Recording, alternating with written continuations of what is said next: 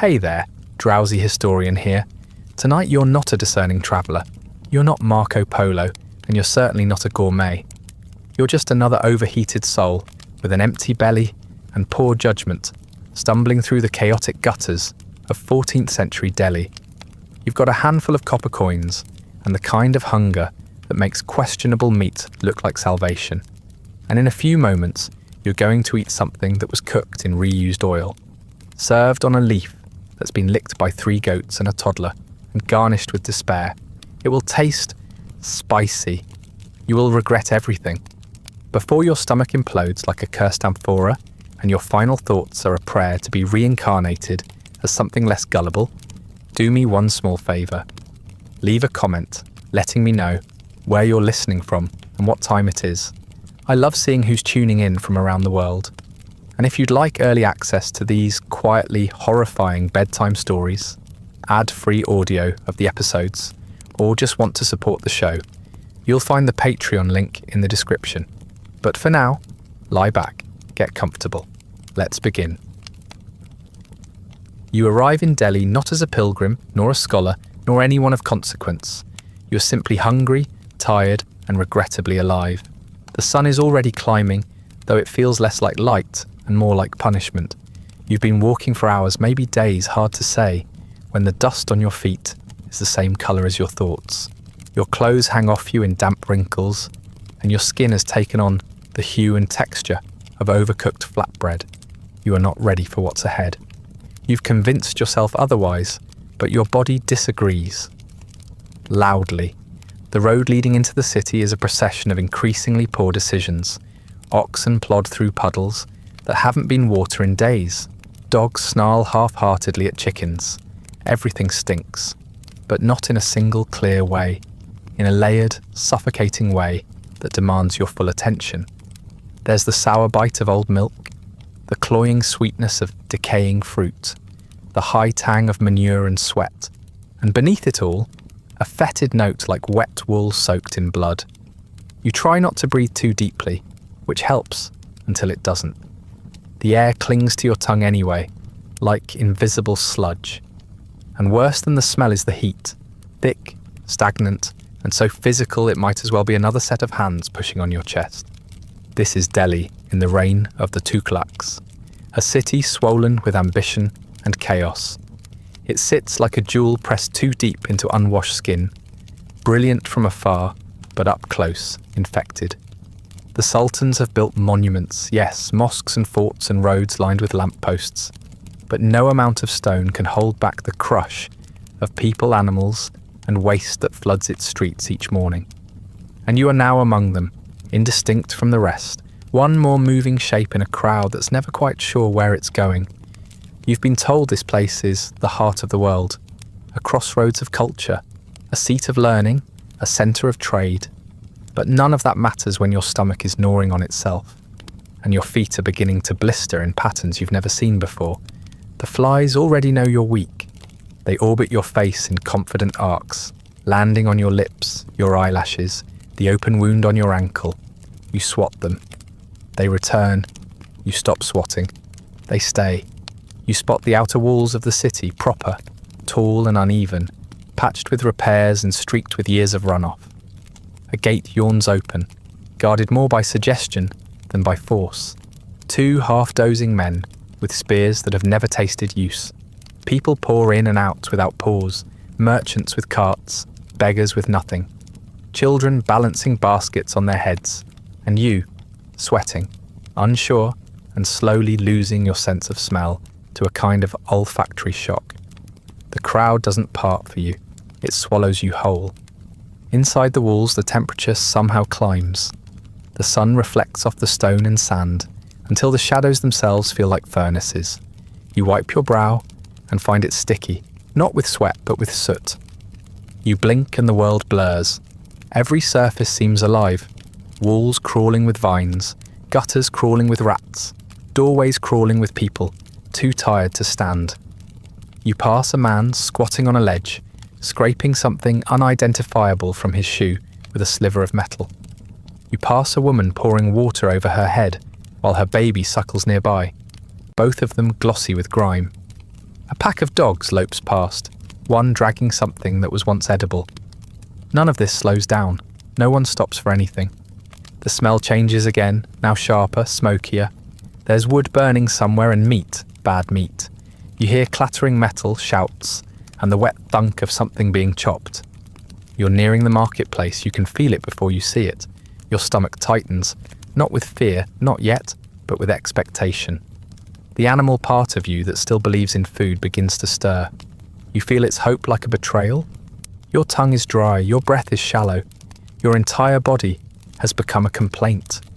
And still, some part of you insists that the answer to your misery lies just ahead, past the shouting and the smoke and the stench, that somewhere inside this boiling, seething city there is a meal with your name on it, a bite that will ease the hunger, a dish that will make this walk worth it. It's wrong, of course, but you don't know that yet. You wipe your hands on your tunic, straighten your back, and step toward the chaos, toward the noise, toward the food. The bazaar doesn't have a beginning. It simply emerges, like a rash, spreading out from the city's arteries until you can no longer tell what street and what stall.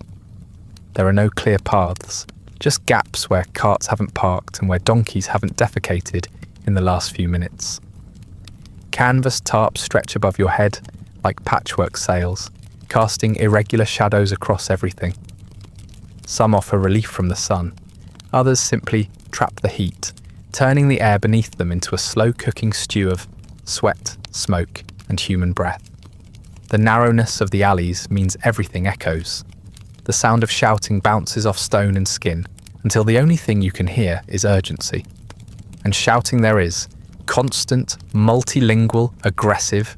Merchants scream their prices with the desperation of men who know they'll be eating their own wares if they don't sell them. They jab fingers in your direction, thrusting food toward your face, daring you to refuse it. 2 for a coin, someone shouts in Persian. 3 for a blessing, cries another in Hindavi. You don't know the words, but you understand the tone. Hunger, both theirs and yours. It cuts through the noise like a whetted blade, and underneath all the human voices, there's another chorus. Livestock bleating, chickens shrieking, camels groaning like exhausted aristocrats. Somewhere nearby a child is crying. Somewhere else an old man is laughing. You try to focus on neither. The ground beneath you is not solid. It gives just slightly with each step, like walking across a kitchen sponge, soaked in something unspeakable. Open drains run alongside the stall rows, black and glistening, fed by the runoff of kitchens, urinals, slaughter pits, and perhaps sins. These narrow channels squirm with life, worms, flies, and other organisms that have thrived since before sanitation was even a concept. Every so often, someone empties a bucket into one of them. The splash sends droplets airborne. You stop breathing until the mist settles, then pretend that you didn't feel any on your face. No one avoids these gutters. They are simply part of the landscape, like walls or shadows. Children splash in them without hesitation. An old woman sets her produce basket down, beside one to adjust her headscarf. A man rinses his hands in the runoff, shakes them dry with a flick, and then resumes kneading dough beside a bowl of raw onions. You watch this happen in real time. You make a note to avoid anything with dough. You already know you'll forget. The air is too thick to move properly. Spices hang in it like a cloud. Crushed cumin, chili, coriander, and turmeric swirl together with a visible haze that coats the insides of your nostrils and throat. It smells divine, right up until the next breeze carries the stench of meat, left out just a little too long. Somewhere close, ghee sizzles in a wide pan. A few stalls over, something furry is being skinned. You gag reflexively and pretend it was just the heat. Nobody notices. Everyone is already sweating. Flies move like coordinated militias, zipping between meat stalls, yogurt vats, and the occasional uncovered wound. You stop counting after the first dozen times you see a vendor casually wave them off a pile of food, only to have them land on something else within seconds. One butcher in particular catches your eye. His stall is arranged like a temple of carnage, strips of goat hanging from wooden hooks, congealed blood pooling around his feet. He slaps a thick hand against the carcass to chase away the swarm. They scatter momentarily, then relocate to the liver. He doesn't bother again. Further down, you spot a row of baskets filled with dried fish, curling, desiccated, their mouths still open in silent protest. The fish are stacked like firewood, seasoned by sunlight and disregard. A boy is turning them with a stick, searching for something that isn't brittle. He finds one, holds it up to the light, and pockets it with satisfaction. Behind him, a woman picks through a pile of green leaves infested with tiny holes and occasional spiderwebs. She doesn't flinch when one crawls across her wrist. You pass a man squatting behind a cart of sweets.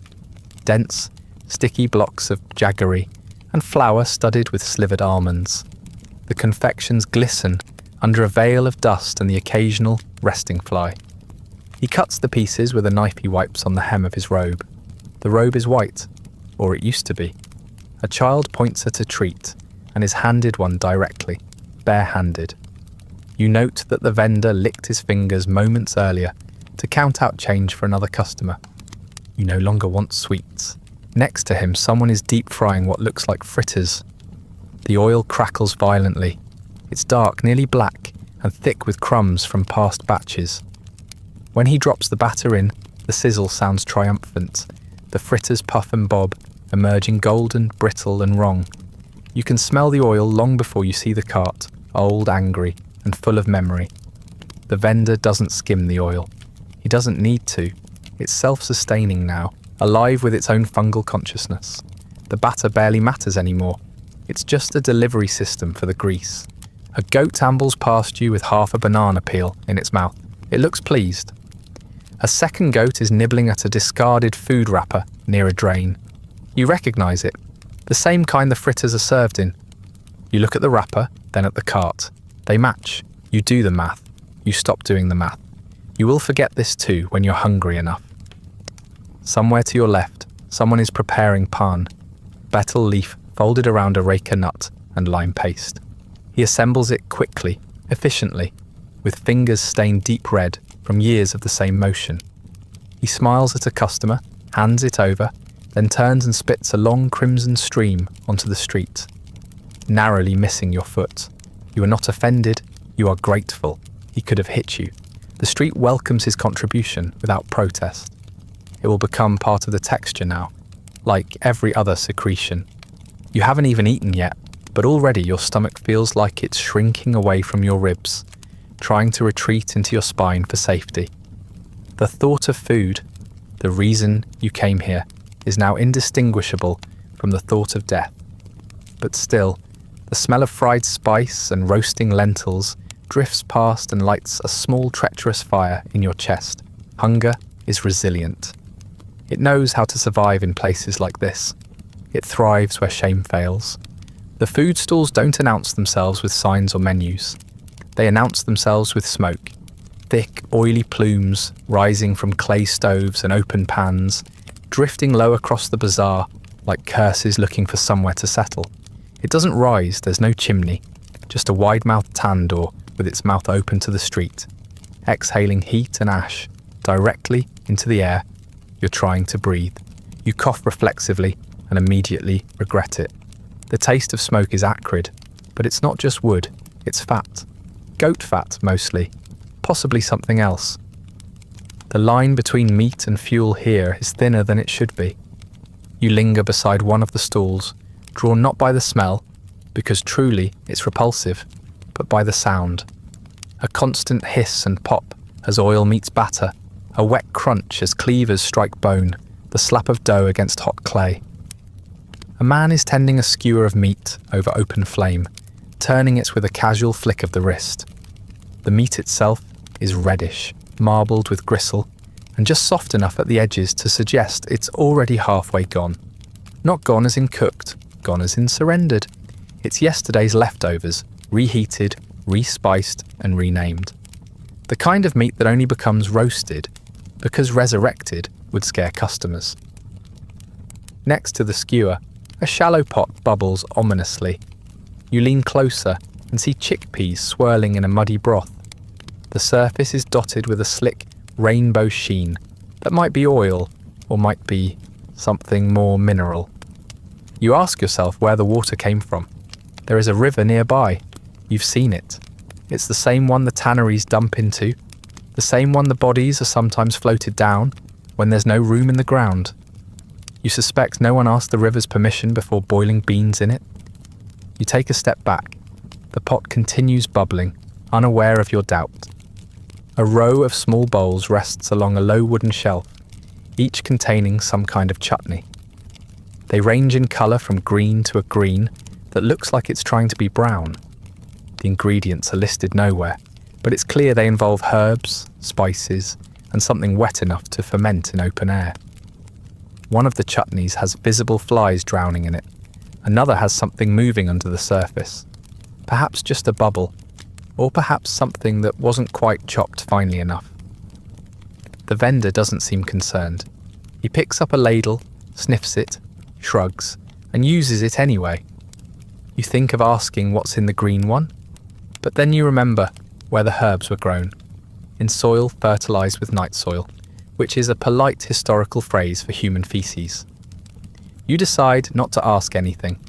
The man cooking is multitasking, if you can call it that. He scratches his stomach absently with one hand, long, deliberate strokes under the edge of his tunic, then uses the same fingers to stir a pot of sauce. It's yogurt-based by the look of it, but not the kind you'd see in a clay bowl beside naan in a restaurant menu. This is warm, yellowing, and slightly effervescent. A slow bubble rises and bursts near the rim. The cook doesn't notice, or he notices and simply doesn't care. He stirs, wipes his hand on a cloth so stained it might be older than you, then tastes the sauce with his pinky. He nods, approving of his own resilience. Further down the row, a woman is assembling fried parcels of some kind, triangles of dough stuffed with a mixture of mashed lentils, dried onion, and unspoken hope. She folds them quickly, her fingers moving with muscle memory rather than thought, and drops them one by one into a vat of oil so dark it reflects no light. It hisses like a snake each time. The oil bubbles not with heat, but with resentment. You can smell every food ever cooked in it, all layered into a single violent aroma. Fried dough, scorched garlic, spoiled butter, rancid ghee. One piece floats to the top, bloated and golden. She removes it and places it directly into a customer's palm. That customer smiles, chews, swallows, lives. You begin to question your standards. You pass a cart stacked high with flatbreads, paratha maybe, or something trying to be. They're round and blistered, charred in places, and served with a small dish of pickle that smells strongly of something that once had ambition. The pickle is chunky and red, and might contain chili or mango, or possibly bone. The vendor doesn't say. He scoops a portion out with his hand and slaps it onto the bread before handing it off. His fingernails are dark at the edges. His knuckles are cracked. There is a stain on his thumb that could be turmeric, or blood, or a mixture of both. You keep walking. At one stall, a boy no older than 10 is peeling onions with a knife that looks like it was once a gardening tool. He peels them fast with practiced violence, dropping the skins onto the floor where chickens pick through them. The onions themselves go into a bowl already half full with chopped garlic and crushed chili. The whole mixture will be thrown raw into a pot of steaming lentils later, or spooned directly into a dish for garnish. No one will ask if the boy washed his hands. No one will care. He probably did. Once, all around you there is food, visible, hot, sometimes even appetizing from a distance. But up close, everything begins to fray. The textures are wrong, the smells are wrong, the methods are wrong. And yet every stall has customers. People laugh, they shout greetings, they dip bread into sauce and wipe their fingers on their clothes. This is normal, not safe but normal. You are the only one recoiling. You are the only one trying to trace the path from stomach to sewer before the first bite.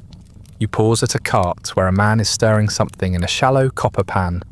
The mixture looks creamy, sweet, a kind of rice pudding maybe. You catch a whiff of cardamom, rose water, and something faintly medicinal.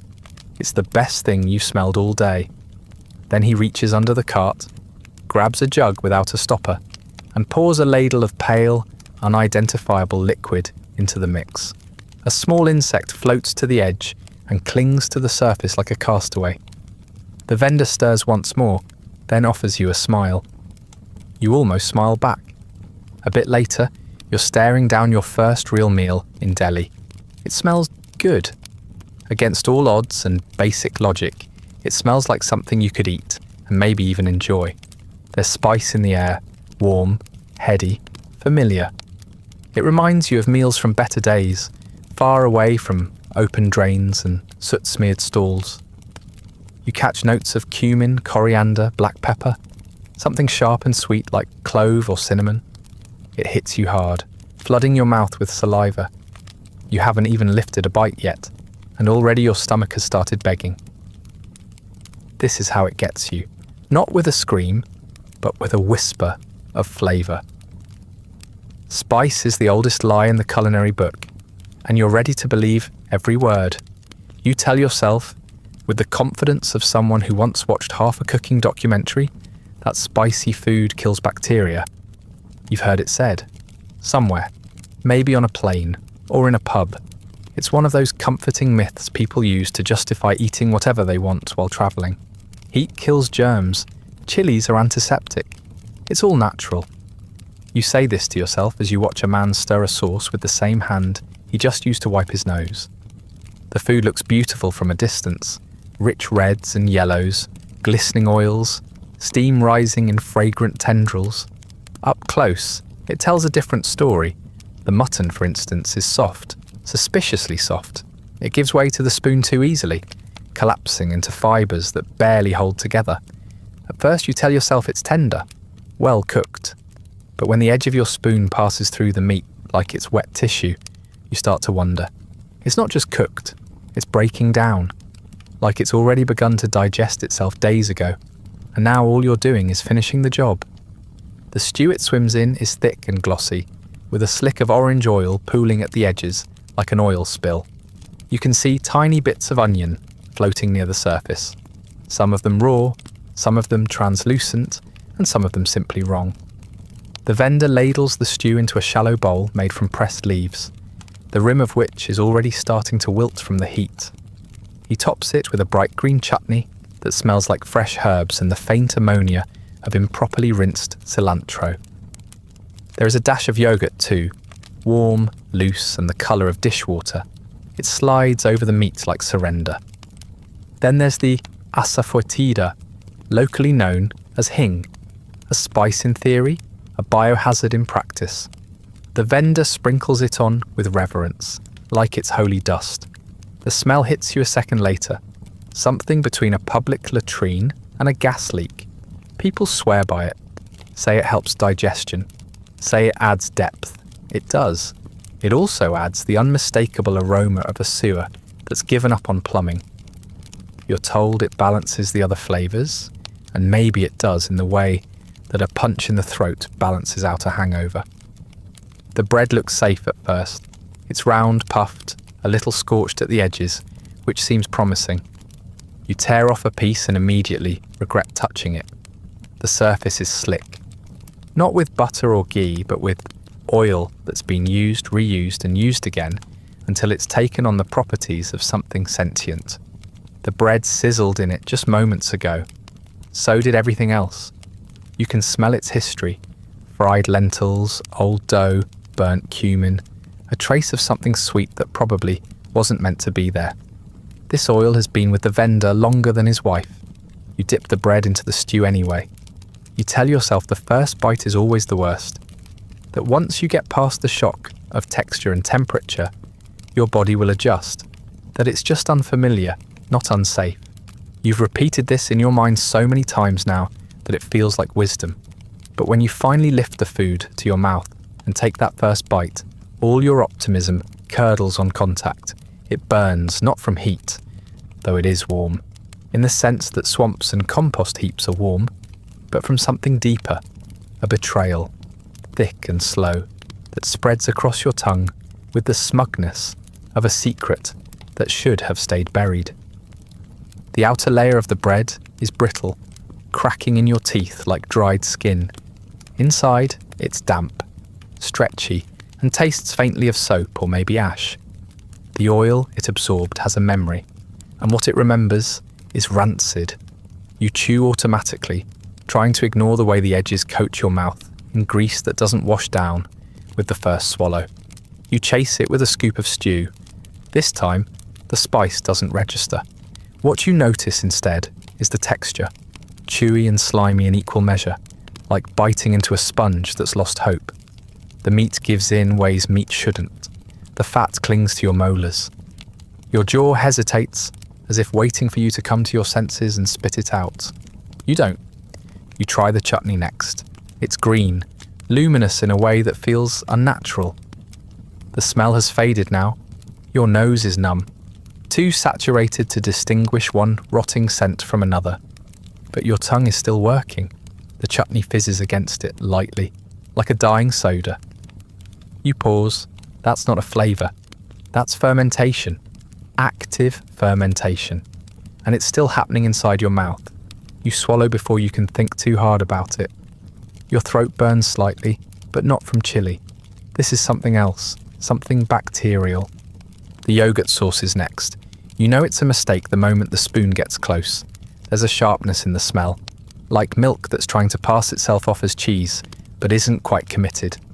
You hesitate. A fly lands in the bowl, does a slow circle like it's browsing a menu, then takes off again. You scoop from the opposite side. It doesn't matter. You've seen what's in there. You've seen where it's been. But you're past the point of choices now. You're trying to prove something, even if it's only to yourself. As the yogurt hits your tongue, it splits into layers, sour on top, watery underneath. The spice tries to rescue it, but only makes things worse, dragging the sourness across your palate like a paintbrush dipped in curdled cream. You swallow it anyway. Your body flinches, not visibly, but internally, like a horse backing away from a cliff edge. Your gut makes a noise you haven't heard before, low and uncertain. It sounds almost thoughtful, as if it's deciding how angry it wants to be. You take another bite, slower this time. You chew with the deliberate caution of someone diffusing a bomb. The flavours don't mix, they compete. Salt punches sour, spice strangles sweet. The oil clings to everything like guilt. Somewhere in the mess you find a chickpea. It's firm on the outside, but mush inside, like a blister. You crush it between your teeth, and it releases a burst of earthy bitterness. You want to say it tastes like food, but it doesn't. It tastes like someone's idea of food that went horribly wrong in the execution phase. Your eyes water, your lips tingle, your throat begins to itch, not from allergy, but from raw irritation. You pretend it's the chili. It isn't. You take another bite. It's automatic now, your body moving faster than your mind, driven by some primal survival loop that hasn't updated since the last plague. This is food, it says. You are starving. Keep eating. Don't stop. But something is shifting. The warmth in your belly is no longer welcome. It feels intrusive, like a stranger crawling inside you with wet hands. The stew sits heavy and uneven, pooling in places it shouldn't. Your stomach starts to ache, not sharp, but slow and sullen. The kind of ache that says this isn't a warning, this is a consequence. You try to distract yourself with the bread again. It tears unevenly, the inside slightly wet, slightly raw. You pretend that's normal. You pretend the smell is normal too, even as it wafts upward and reminds you of a mop left too long in a corner. You dip it into what's left of the yogurt, then hesitate. The top layer has shifted slightly. There's a skin forming. You eat it anyway. The vendor watches you eat with mild interest. He doesn't smile, doesn't speak, just wipes his hands on a rag that's the same colour as dried blood and returns to tending the pan. Behind him, a new batch of meat is being unloaded. Slabs of something red and shiny, hanging limply from a hook that sways with each movement. Flies land before the cart has even stopped moving. No one seems to care. The system works, the customers eat, the vendors sell, the cycle continues. You glance around and see others eating. Still alive, still upright. A man beside you slurps a bowl of stew, licking his fingers with enthusiasm. A woman behind him is feeding a toddler something mashed and orange. The child chews, swallows, smiles. You wonder if their stomachs are made differently, if their bodies have evolved in ways yours hasn't. Or maybe it's just that they know not to ask questions. Maybe it's only foreigners who suffer because they pause long enough to doubt. You take one final bite. It's the worst yet. The flavour is metallic, faintly bloody, like biting into a penny that someone's already sucked on. The texture is sinew and mystery. You chew slower and slower, hoping the longer you chew, the less chance it has to kill you. You swallow hard, feel it slide down with the grace of a broken promise. It doesn't take long. Within the hour, something changes. It starts quietly, almost politely. Just a vague unease beneath your ribs. A bloated stretch that could almost be confused with fullness, if you were feeling generous. But you're not. You know your body too well, and this is not the contented ache of a satisfying meal. This is something else. Something brewing. Something waiting for the right moment to strike. You try to ignore it. You walk slowly, telling yourself that movement will help digestion, that this is just your body adjusting to spices, to new ingredients. You're lying, and you know it, but denial has momentum. The heat hasn't changed, but you begin to sweat in strange new places, under your eyes, along your spine, behind your knees. Not the casual sheen of a hot afternoon, but the cold, clammy perspiration of a body suddenly unsure if it's under attack. Your skin tingles, your ears ring faintly. Your pulse is slower, but harder, like your heart is bracing for something. You feel heavy, not from the food itself, but from the way your body is reacting to it, like it's sinking in slow motion through a thickening swamp of regret. Then comes the first wave. Not a cramp, not yet, but a slow churn, like the sound of water circling a blocked drain. Your stomach gurgles audibly, a deep, liquid sound that draws looks from a passing vendor. You glance away, pretending nothing happened, but something has happened. You feel it clearly now. The stew, the bread, the chutney, the yogurt, they haven't settled. They've begun to shift, mix, react. Your gut is no longer a container. It's a cauldron. Something is being summoned, and it is not benign. You take a seat on a stone ledge in the shade, trying to breathe deeply, hoping your posture will fix what's broken. It doesn't. If anything, sitting makes it worse. Your intestines stretch out beneath you, like a rope pulled too tight. You feel every inch of them, every unnecessary turn and loop, each one protesting. They don't feel like organs anymore. They feel like sentient beings, angry at your decisions, plotting mutiny. There's pressure now, low and ominous, like the first crack of thunder on a distant horizon. You shift your weight, it follows you.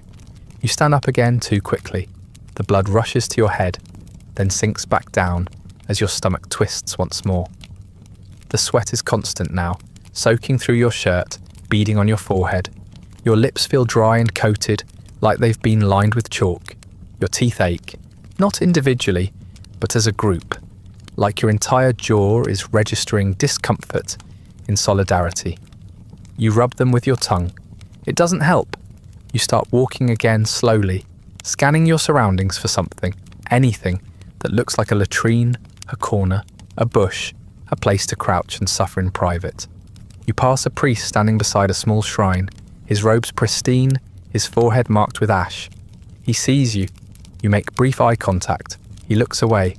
Even he won't help you. Even he knows there are some things prayer cannot fix. You want to laugh. You can't. Your throat is too dry. Your bowels have started a new conversation with gravity, one that's becoming harder to ignore.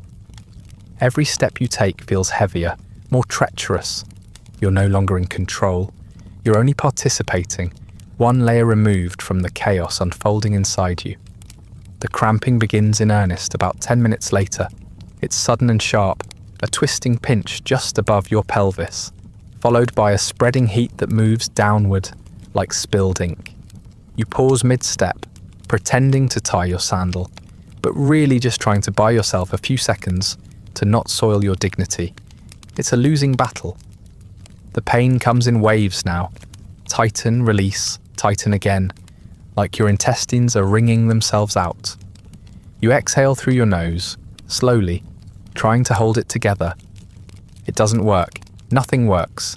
You make the mistake of looking behind a stall, thinking it might be a secluded place to relieve yourself. It isn't. It's worse. A pile of vegetable waste, crawling with flies, steaming in the heat. You gag once, dry and hollow. The cramp spikes again. You double over slightly, pressing your hand against your stomach. It's hard, not firm, hard.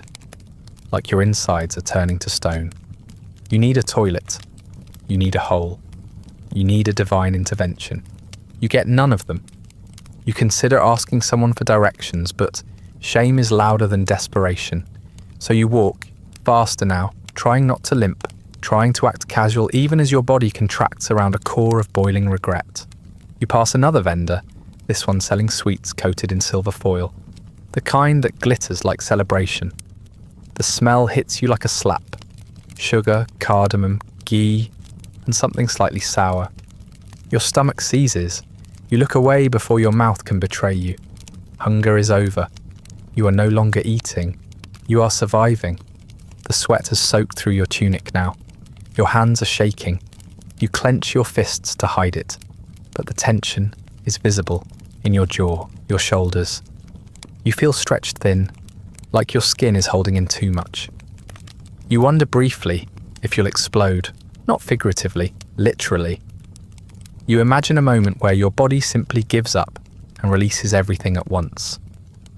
The mental image is not far from the truth. You pick up your pace. Each step is a question. Each jolt sends another ripple through your gut. You begin to consider the inevitability, that this is going to happen, that your body has already made its choice and is simply waiting for you to catch up. You feel another spasm, tighter this time, like a rope coiling in on itself. You stop walking. You press your hand to your belly. You breathe. And for a moment, just a moment, it holds. Then it moves again. You don't remember deciding to run. One moment, you're still walking, they're stiff, sweaty, clenching everything you can possibly clench. And the next, you're moving faster than you thought your body could manage in this heat. Your sandals slap against the uneven ground as you weave through the crowd like a man pursued. And you are pursued, though not by a beast or a soldier or even fate. You're being hunted by your own intestines. You feel it bearing down, internal pressure mounting like a tidal wave inside a very old dam. You need a place. Now you scan frantically, eyes darting from alley to alcove, but Delhi offers you no refuge. Every doorway is occupied, every corner teeming. You see one space behind a cart, dark and low, until a hand reaches out from the shadows and waves you away. Another alley turns out to be a sleeping space, its walls lined with curled bodies, none of whom seem interested in waking up to share their square of misery with you. You pass a shrine, but even in your state, you don't dare defile it. You keep moving, sweating harder, moving faster, the cramps now constant and punishing. Finally, you spot it. What passes here for a public latrine? It's not marked exactly. It doesn't need to be. You can smell it. A low-slung enclosure of crumbling stone, half covered by a canvas flap, with the kind of stench that has mass.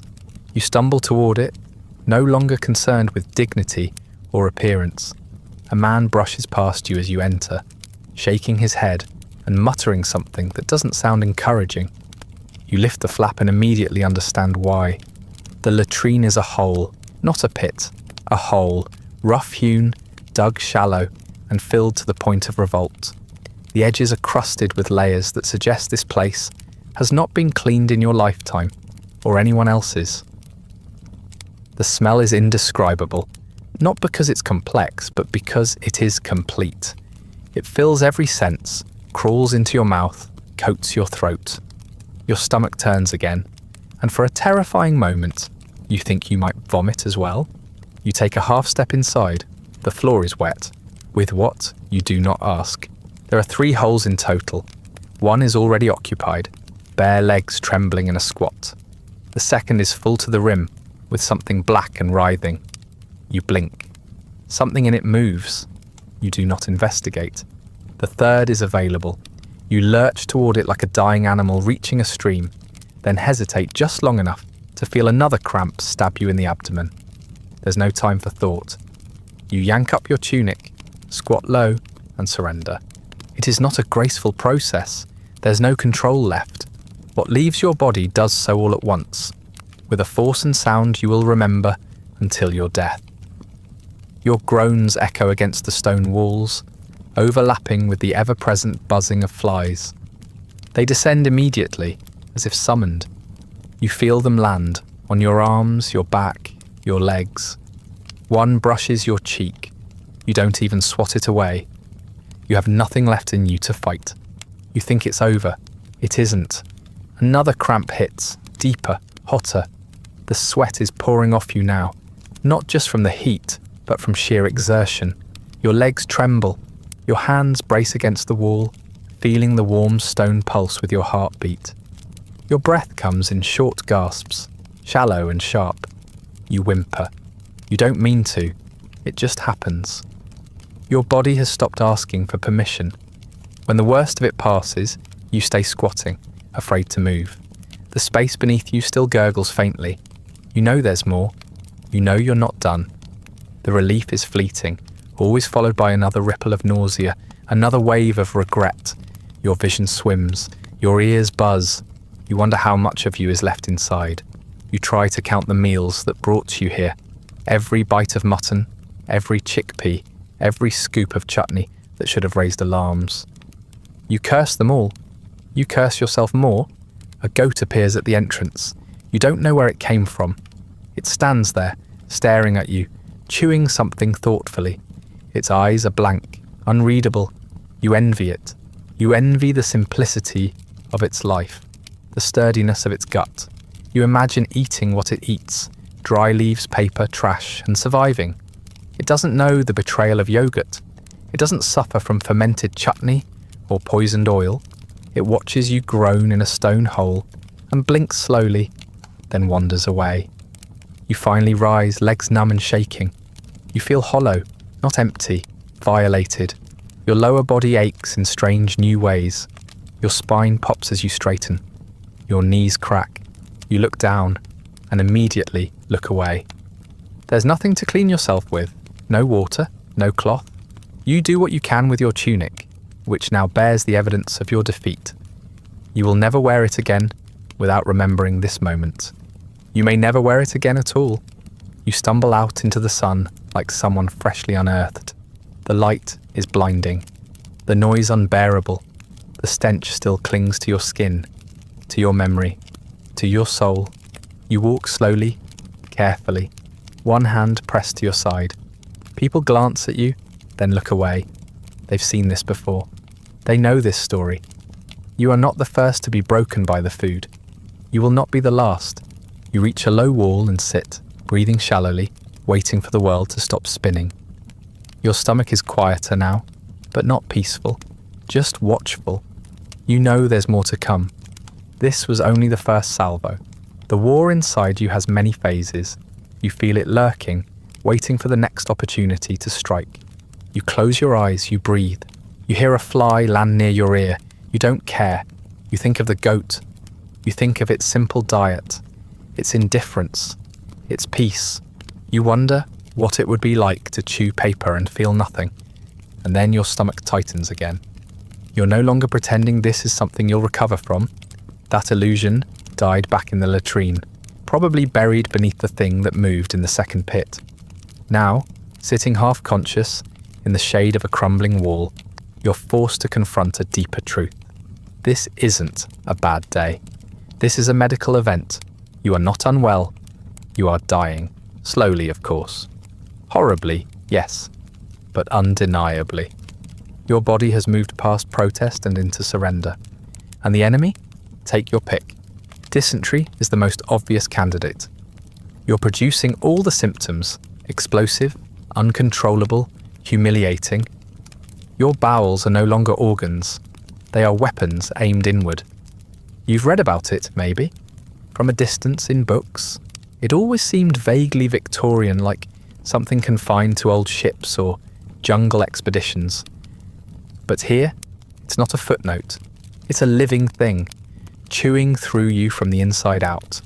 The cramps are deeper now, like someone wringing your stomach out with calloused hands. You fold over every few minutes without meaning to. You don't even grunt anymore. You just breathe through it, shallow and wet. Of course, it could also be cholera. You've passed at least 3 water jugs in the last hour that might as well have been labelled death in a jar, river water, unboiled, stored in clay pots with open mouths, left out for the flies to bathe in. The chutney, the yogurt, even the stew, all of it could have been swimming with bacteria. Cholera doesn't waste time. It strips your body of moisture faster than you can blink. You're not vomiting yet, but your mouth is dry in that specific, terrifying way. Like your tongue has been pickled in salt and sand. Your lips are cracked. You tried licking them once. It made things worse. Your body is wet. Your mouth is dry. That's not a good ratio. You're sweating constantly now. Not from heat, not from exertion, but from pure, unrelenting effort. It's like your body is trying to flush something out and can't decide which end to use, so it's trying them all. Your shirt clings to you like wet paper. Your thighs are slick. Even your scalp feels damp, but your throat is sandpaper. Your thoughts stick together. You could drink something, you want to, but there's nothing here that won't make things worse. Then there's the possibility of parasites, intestinal worms, giardia, amoebas with names you'll never learn, but which will feast on your insides with cheerful precision. You can feel movement in your gut that doesn't feel muscular. It doesn't feel yours. It feels foreign, like something is uncoiling in your lower abdomen, testing the walls of its new home. You imagine long, pale ribbons curled around your intestines, chewing slowly. You hope it's your imagination. You know it isn't. You try to stand. You don't make it far. Your legs hold you, but only out of habit. You're lightheaded. There's a ringing in your ears now. Not loud, but constant. Like distant bells tolling for a funeral no one will attend. You wipe your face with your sleeve. It comes away slick. You wonder briefly how much water your body can lose before something important shuts down. You don't know the answer. You suspect you're about to find out. In theory, you could seek help. This is a city after all. There are healers, physicians, hakims who specialize in balancing the body's humours and correcting internal imbalances, but their treatments are limited. Cow urine is a favourite. Burnt peacock feathers ground into powder, dried herbs tied to your wrist, bloodletting, a prayer whispered over a bowl of clarified butter. You've heard stories of men cured with amulets, of children saved by the ash of holy men mixed into milk. But none of that is for you. You don't have the coin, the contacts, or the local knowledge. You are no one. You are broke, weak, and covered in the evidence of your own collapse. Even if you did find a healer, they'd ask questions. They'd want your history, your diet, your humours. They'd talk about heat and dryness, about bile and phlegm, and prescribe opposites. Maybe they'd tell you you've eaten too much warming food, that the fried snacks disturbed your internal balance, that the yogurt, improperly spiced, disrupted your cold constitution. You'd nod because it's easier than arguing. You'd accept the handful of herbs or the syrupy liquid or the heated blade. You'd take whatever they gave you, and you'd still die. You pass by a shop selling copper pots. The metal gleams in the light. A bowl catches your eye. Your reflection is ghastly, pale, glossy. Your eyes are glassy, your lips discoloured. You look like a corpse in the early stages of reanimation. You look away. It doesn't help. Your body still feels like it's fraying, like your muscles are losing their tension one by one. You sit on a step, not because you choose to, but because your knees bend and simply don't unbend again. You remain there, folded and useless. You see a man pass with a water jug. He's carrying it balanced on his shoulder, the clay dark with moisture. You want to ask him for a sip. You want to scream. But your tongue is thick, your jaw heavy. The thought of swallowing anything is now both a fantasy and a threat. You close your eyes instead. It feels easier, not better, just easier. Time slows. You aren't sure how long you sit there. Your stomach gurgles again. Less violently this time, but with a note of finality, like it's finished making its point. You know better than to trust the calm. This is the eye of the storm. Another wave is coming. You wait. You breathe. You consider crawling. Around you, the city continues. The market moves. Vendors shout. Children run past, trailing dust and laughter. No one notices you. No one cares. You're not unique. This happens every day. Someone eats the wrong thing. Someone chooses the wrong stall. Someone like you. Your brain begins to dissolve before your body does. It happens slowly, subtly, the way dusk overtakes daylight.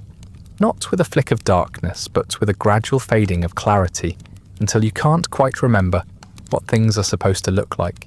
Shapes stretch, colours blur, sounds arrive seconds late, muffled and echoing, like someone shouting into a jar.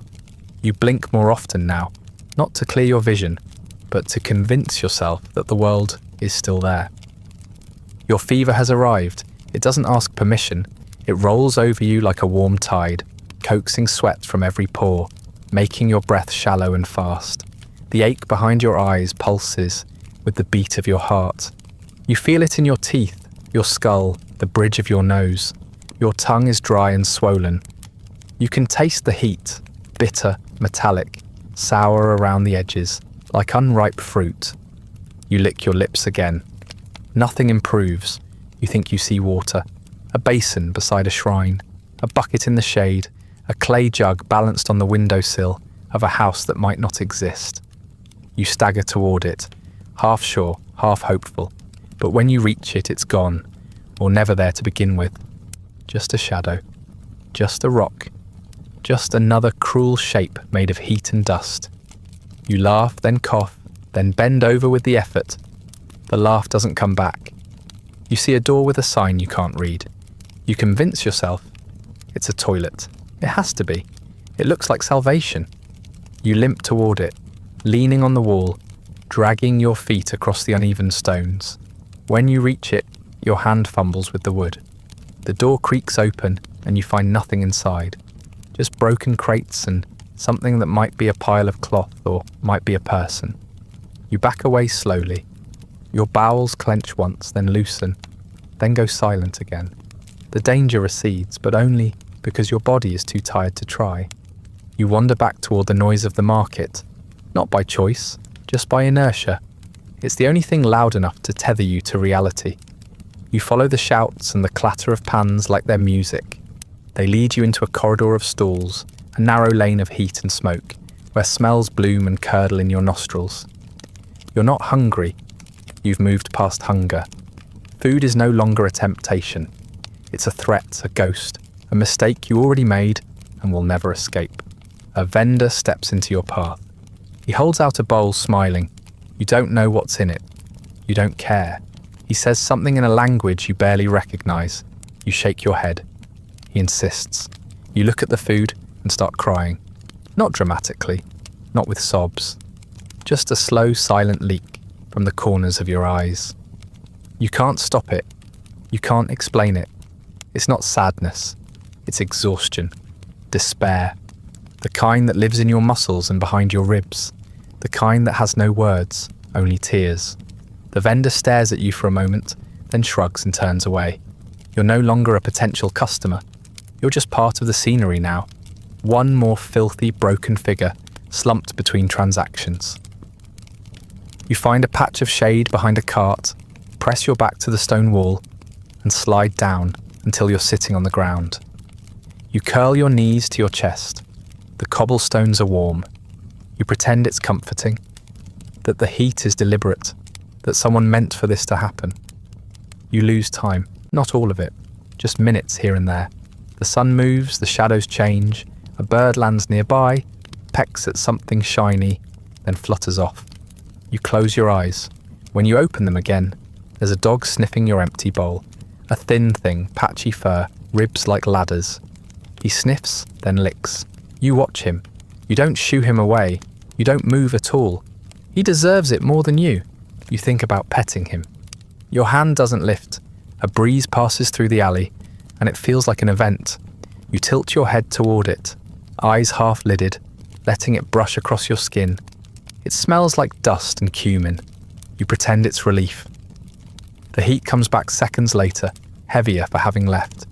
Your body aches everywhere, but dully now, like the pain has grown tired too. Even your cramps have faded, not because you're better, but because your insides are finished trying. Someone steps over you. You look up. A woman carrying a bundle of cloth. She doesn't stop. She doesn't look down.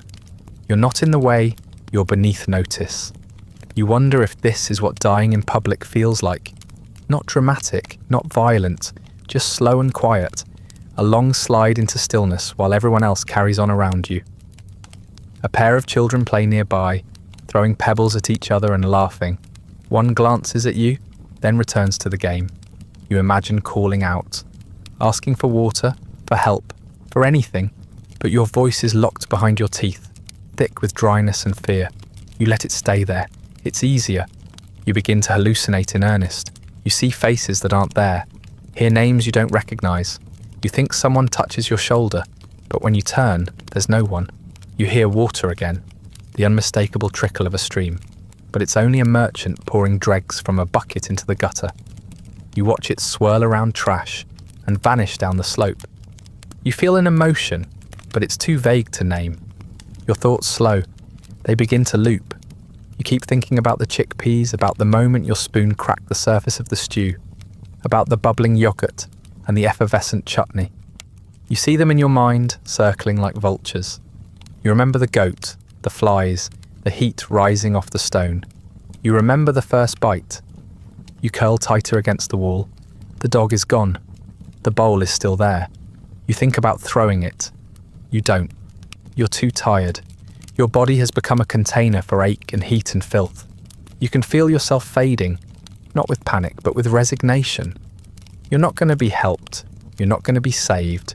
You're going to lie here until your fever climbs higher, or your gut finally wins the argument. And when you're gone, someone else will take your place. Someone else will be hungry. Someone else will smell the spices and believe in the illusion. And the food will still be here, waiting. You can no longer stand, nor sitting. Your muscles have stopped negotiating. Your joints are locked in a state of quiet revolt. Even gravity seems reluctant to bother with you now. You are not in pain exactly. You've moved past pain. Pain implies action, urgency, a body that still wants to live. What you feel now is absence, an aching emptiness, hollow and soft, like your organs have liquefied and left a puddle somewhere beneath your ribs. Your fingers twitch occasionally, not with purpose, but with leftover electricity, a final suggestion from a brain that's still flickering in the dark. You try to lift your head. It doesn't work. You can feel every vein pulsing in your skull, throbbing with heat, like your blood is trying to escape. You keep your eyes half closed, not because you're tired, though you are, but because light hurts. Even the dusty grey of midday burns at the edges of your vision. Shadows stretch and blur. The outline of a cart becomes the silhouette of a man. A hanging cloth turns into a bird, then into nothing at all. You've stopped trusting what you see. Your thoughts are strange now, incomplete. They drift in loops, the same images playing again and again. The stew, the bowl, the spoon, the chickpeas. You think of them with maddening clarity. The way they floated in the broth, bloated and pale. The way they burst between your teeth with a softness that felt like it had gone too far. You can still taste them. Earthy, metallic, bitter. You cannot stop thinking about chickpeas. Just chickpeas. Forever. Your stomach is quiet now. Not calm, just finished. There's nothing left to purge. It's settled into a kind of silence that feels final. A mutinous organ that has done its work and now waits for the rest of you to catch up. You haven't moved in what feels like hours. The world moves around you. Feet pass, carts rattle, animals grunt, but you are no longer part of it. You are a fixture now, a human-shaped object at the edge of the road. A voice cuts through the haze, familiar, rhythmic, loud. You blink and turn your head just enough to see him. The vendor.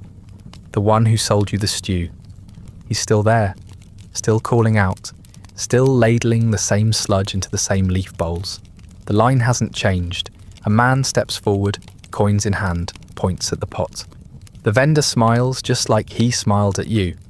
He spoons out a portion and hands it over. You watch in slow motion as the customer takes his first bite. His face doesn't twist. He doesn't recoil. He chews, swallows, speaks, laughs. You feel your stomach clench once more. Not from sickness, but from something deeper. Rage, maybe. Despair. You try to say something. Try to lift a hand to warn him. A low sound escapes your throat. Not a word. Not even a moan. A wet, rattling gurgle like someone trying to whisper through a mouthful of water. No one hears you. Or if they do, they pretend not to. People pass by without looking down. One man steps over your legs without hesitation. A woman glances at you, then away, her eyes scanning the stalls instead. You are not the first body to collapse in this street. You won't be the last. You are part of the background now. An unfortunate blur at the edge of the market's tapestry. Your breathing has changed. Shallow, uneven. You can hear it echoing in your own head, rasping like sandpaper over dry stone. Your mouth tastes of metal and dust. You try to swallow and fail. Your tongue sticks to the roof of your mouth. Your lips are cracked and peeling. Your jaw aches from clenching. You didn't know you were clenching. Somewhere nearby, a child laughs. The sound is pure and sharp, and it cuts through you like a shard of light. You remember being that small once. You remember running past food stalls, not because you wanted food, but because the street was wide and the sun was bright and your legs still worked. That memory fades almost as quickly as it arrived, dragged back under the weight of your fever. A fly lands on your cheek. You don't move. Another crawls across your lips. You can feel the tickle of its legs, the weightless presence of something that doesn't see you as a person anymore. You aren't. You are heat and moisture, that's all. You let it crawl. You let them all. You blink again and see the vendor laughing with a new customer. A full bowl changes hands. You wonder if it's the same pot, the same spoon, the same oil. You hope it is. You hope it never runs out. Let it feed 1,000 more like you. Let them eat and suffer and slump beside you. Let them learn the way you did. But no one learns. That's the trick. Hunger always wins. It drowns memory. It rewrites experience.